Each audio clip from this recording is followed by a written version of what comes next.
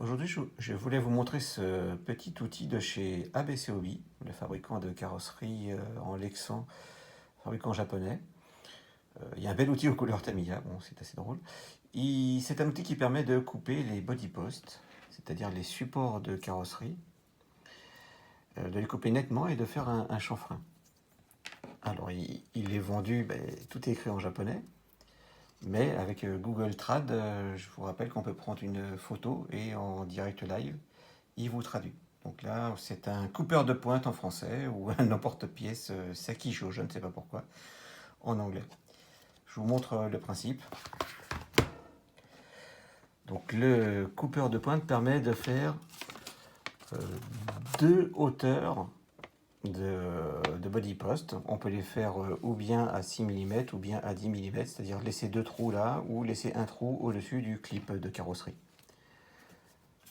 Là, par exemple, il y a deux trous au-dessus du clip de carrosserie. Bon, ça a été mal coupé, je ne sais pas avec quel outil. Et là, ça permet de le rattraper. Donc, vous avez une fente dans laquelle insérer le body post. Et vous voyez ici, c'est un espace pour insérer la lame de cutter. Donc là, vous voyez que ça fait 10 mm. Et de ce côté-là, ça fait 6 mm, ce qui permet de choisir. Ou bien on laisse 10 mm au-dessus du clip, ou bien on retourne et on laisse que 6 mm en coupant ici.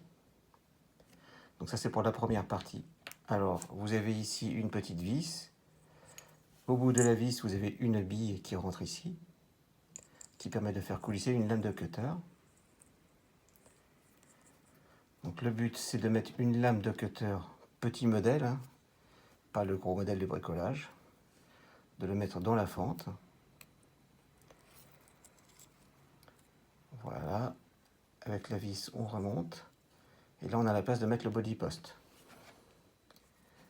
Le voici, je le mets, je vais conserver la plus grosse hauteur.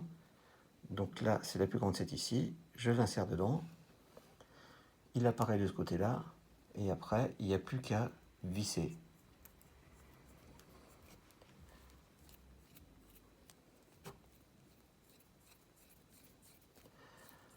Donc la petite bille de roulement fait son office. Et ça permet de faire glisser la lame. Voilà. Donc là, après, il faut faire sortir l'autre bout. Mais voilà, on voit que c'est coupé de manière vraiment nette.